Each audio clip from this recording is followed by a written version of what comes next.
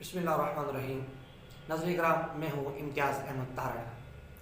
नाज़रीन किराम, आज के प्रोग्राम में हम अफ़गान तालिबान की जो माशी सरगर्मियाँ हैं, माशी सूरत हाल है, आया कि इतनी बड़ी तारीख है, इतनी बड़ी तारीख के जितने बड़े अखराजात हैं वो कहाँ से पूरे होते हैं और उसके लिए कौन कौन से ज़राए इस्तेमाल किए जाते हैं।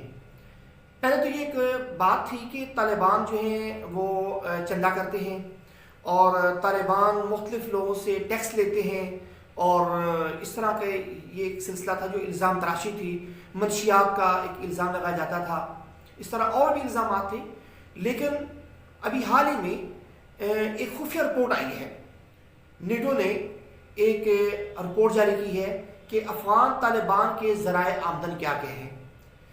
अगर आप इस रिपोर्ट को देखें, इस रिपोर्ट में बड़े वाज़ेह तौर पर लिखा हुआ है कि अफ़गान तालिबान जो है उनके जो ज़राए आमदन है वो कोई नजायज़ नहीं है।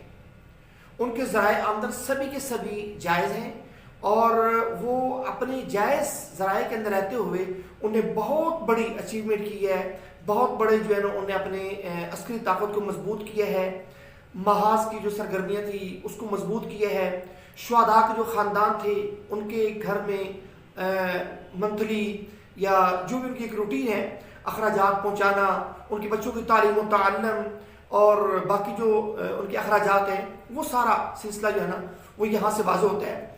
नेटो ने जो रिपोर्ट वो जारी की है उस रिपोर्ट के अंदर उन्होंने तालिबान की खुद मुख्तारी का एतराफ़ किया है कि तालिबान माशी तौर पर जो है ना वो अब खुद मुख्तार है। वजह क्या बताई है? उन्होंने ये कहा है कि तालिबान के ऊपर कि नेटो अफवाज या यूरोपीय ममालिक, यूरोपीय यूनियन, अमेरिका, अक़वाम मुत्तहिदा, इनकी जो पाबंदियाँ हैं, इनकी पाबंदियों से अब उन्हें सरनगू नहीं किया जा सकता, उन्हें हराया नहीं जा सकता। क्यों? उन्हें यह कहा है कि तालिबान अब माशी तौर पर खुद कफील हो चुके हैं। उसकी उन्हें चंद वजूहात बताई हैं कि आखिर ये जो पैसा आ रहा है तालिबान के पास, ये कहाँ से आ रहा है। पहले ये था कि तरीके तक जो तालिबान अफगानिस्तान है उनको लोग डोनेशन देते हैं, ज़कात देते हैं, सदका देते हैं, बड़े जो मुखय्यर हज़रात थे वो उनसे पैसे देते हैं और अपने मामला चलाते हैं। अब ये बात ख़त्म हो चुकी है। क्यों? नेटो ने इतराफ़ कर लिया है कि तालिबान इन ज़राए से बिल्कुल पैसा नहीं कमा रहा है। उन्होंने ये कहा है कि जिस वक़्त से मुल्ला मोहम्मद उमर अमीरुल मोमिनीन के जो साहबजादे हैं मुल्ला याकूब, जब से वो नैब सरबराह बने हैं या अभी हाल ही में उनने मिलिट्री जो इन चीफ था वो बनाया है, तो उस वक़्त उनने एक मैकेनिज़्म तश्कील दिया है कि हम अपने माशी तौर पर खुद मुख्तार कैसे होंगे, अपने पाँव पर खड़े कैसे हो सकते हैं। उन्होंने तालिबान को अपने पाँव पर खड़ा होने का तरीक़ा न सिर्फ बताया है बल्कि उनके सामने एक वो तस्वीर लेकर आ गए हैं कि इस तरह हम अपने अखराजात भी पूरे कर सकते हैं, अपने मामलात भी चला सकते हैं और ये जो सारे मामलात हैं ये हमारे इस अंदाज से पूरे हो सकते हैं।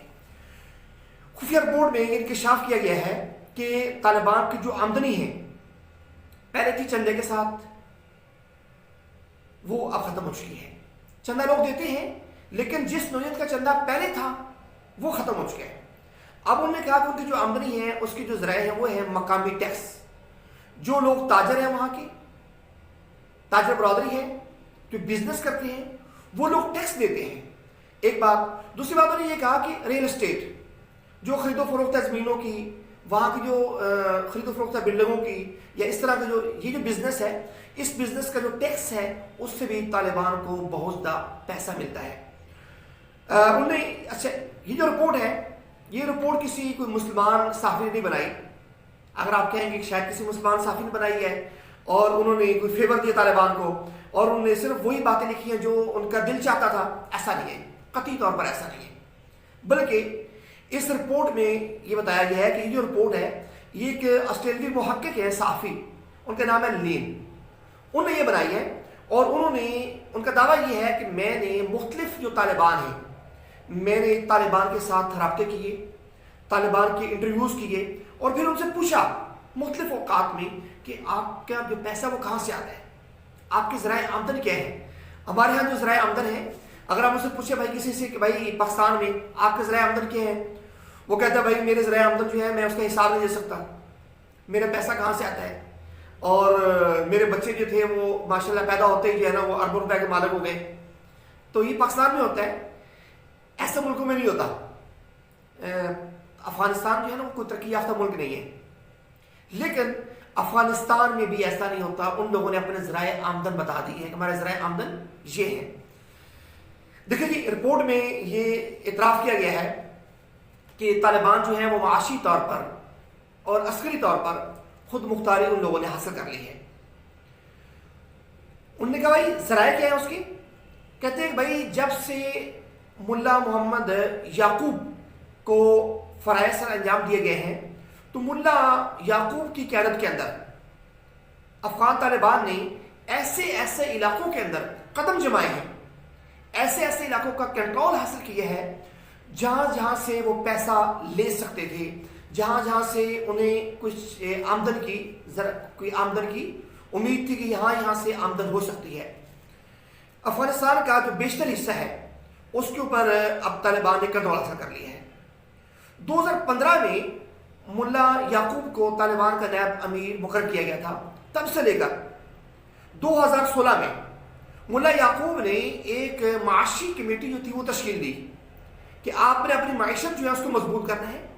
آپ کی معیشت مضبوط ہوگی، آپ کے معاملات مضبوط ہوں گے تو کسی کے سامنے بھی آپ کو کشکول نہیں اٹھانا پڑے گا، آپ کو خطرہ نہیں ہوگا، آپ کے معاملات خراب نہیں ہوں گے. یہ طالبان نے صاف ظاہر ہے، مجھے لگتا یوں ہے کہ انہوں نے یہ جو چیزیں تھیں یہ پاکستان سے دیکھ کر شاید انہوں نے یہ منصوبہ بنایا ہو کہ بھائی وہ کشکول اٹھا کر بھاگ رہے ہیں، کبھی ادھر کچھ ڈالر کبھی ملتے ہیں کبھی نہیں ملتے. بہرحال اچھا جی، اب انہوں نے یہ کہا ہے کہ انہوں نے سب سے پہلے جو ٹیکس ہے اس کے نظام کو بہتر کیا ہے. ٹیکس کا نظام بہتر ہوا ہے. طالبان نے جو قدرتی وسائل تھے، مادنی وسائل کو استعمال کرنا شروع کر دیا ہے. طالبان کے جو افغانستان کے جو پہاڑ ہیں معدنیات سے بھرے پڑے ہیں. اب وہاں سے کوئلہ نکالیں، وہاں سے وہ سونا نکالیں، جو مرضی نکالیں وہ نکال کر فروخت کرتے ہیں. ایک بات. دوسری بات یہ ہے کہ جو تھوک کے جو تاجر ہیں، جو چیزیں برآمد کرتے ہیں، ان کے ساتھ طالبان نے رابطے بڑھائے اور نمک، کوئلہ، قیمتی پتھر، افغانستان میں قیمتی پتھر لامحدود ہے جس کی کوئی انتہا نہیں ہے. دنیا کا بہترین کوئلہ افغانستان میں پایا جاتا ہے. نمک ہمارے ہاں تو یہ ہے نا، نمک ہم نمک نکالتے ہیں، ٹھیک ہے، کھیوڑا سے نمک نکالتے ہیں ہم لوگ پاکستانی، لیکن وہ نمک ہمارے پاس اتنی مشینری نہیں ہے کہ ہم جب وہ فروخت کرتے ہیں تو انڈیا ہم سے لیتا ہے سستا لینے کے بعد انڈیا اس کے اوپر اپنا لیبل لگا کر مہنگا فروخت کرتے آگے یورپ کے اندر. ہم سے آج تک یہ نہیں ہو سکا. طالبان نمک یعنی وہ فروخت کر رہے ہیں، کوئلہ فروخت کر رہے ہیں. اچھا، پہلے یہ تھی کہ طالبان کی جو آمدن تھی پہلے وہ $1 ارب سالانہ تھی، $1 ارب سالانہ.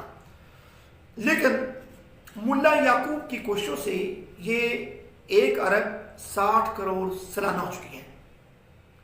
اس میں 40 کروڑ 40 لاکھ کانکنی سے آتا ہے، $24 کروڑ برآمدات سے، $16 کروڑ ٹیکسوں سے اور $8 کروڑ جو ہے وہ ریل اسٹیٹ سے. اور دیکھیں طالبان نے یہ بھی دعویٰ کیا ہے، کچھ جھوٹ نہیں بولا انہوں نے، کہ بھائی جو دوسرے ممالک کے لوگ ہیں مسلمان جو جہاد کے لیے پیسہ میں دیتے ہیں تقریباً $24 کروڑ وہ بھی ہے. تو اس لحاظ سے جو طالبان کی آمدنی ہے وہ بڑھ رہی ہے اور طالبان کی جو آمدن ہے اس میں $30 کروڑ جو ہے $30 کروڑ سے $1.5 ارب سالانہ اس میں اضافہ بھی ہو رہا ہے. اور یہ وہ رپورٹ ہے جو ایک آسٹریلوی صحافی نے دی ہے، نیٹو نے اس کو مقرر کیا تھا. اور اقوام متحدہ جو ہے اس کی پابندیاں اب طالبان کے اوپر بالکل معاشی پابندیاں اثر انداز نہیں ہو سکتی.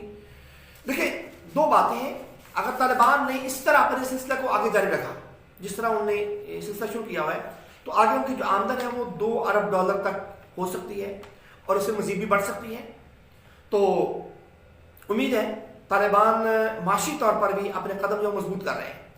اب طالبان کی معاشی قوت بننے سے اس خطے میں کس کس ملک کو خطرہ ہے؟ سب سے پہلے خطرہ جو ہے وہ ہے انڈیا کو. انڈیا کو خطرہ ہے کہ طالبان کی اگر حکومت وہاں مضبوط ہو جاتی ہے، ایک اسلامی حکومت ہوگی، وہاں پہ اسلام کا بول بالا ہوگا. اور یہ بات آپ قطعی طور پر بھول جائیں کہ طالبان جہاد کو چھوڑ دیں گے.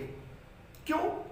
اللہ کے رسول نے فرمایا الجہاد ماضٍ الی یوم القیامہ، قیامت تک جاری رہے گا.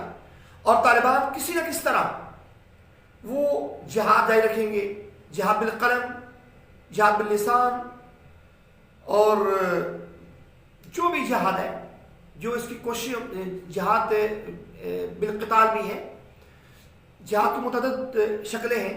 تو طالبان انشاءاللہ جہاد سے دستبردار نہیں ہوں گے، کیونکہ جہاد تو ان کی گھٹی جو ہے نا اس میں ان کو دیا گیا ہے.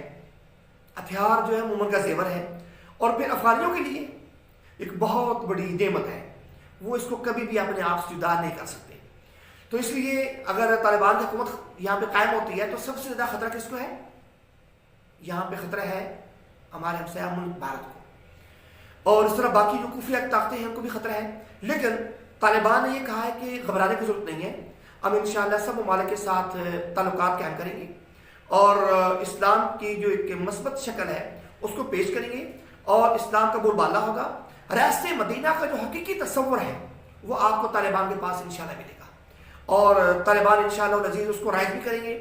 جس طرح 2.5 سال میں ملا محمد عمر کی زیر کمان وہاں پہ عمارت اسلامیہ قائم ہوئی تھی، اور ایک اسلام کی حقیقی تصویر وہاں پہ نظر آئی تھی. انشاءاللہ العزیز امید ہے ایسے ہی دوبارہ آپ کو یہ بہت جلد معاملات دیکھنے کو ملیں گے، اور مسلمان فخر کریں گے کہ 1400 سال پہلے جو ریاست مدینہ تھی، جو رسول اللہ صلی اللہ علیہ وآلہ وسلم نے جو ایک احکامات فرمائے تھے اور ریاست کی ابداع رکھی تھی، آج الحمدللہ ہم اس کی شکل کو دوبارہ سے دیکھ رہے ہیں.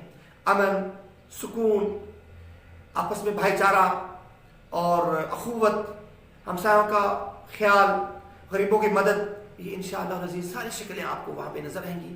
لیکن دعا ہے اللہ تعالیٰ جلد از جلد طالبان کی حکومت کو وہاں پہ قائم کرے، اور مسلمانوں عالم کو ایک اسلامی ملک جو ہے وہ دوسرا جہاں پہ حقیقت میں اسلام کا نظام نافذ ہوا آپ کو ملے. اللہ تبارک و تعالیٰ ہم سب مدد فرمائے. بہت شکریہ.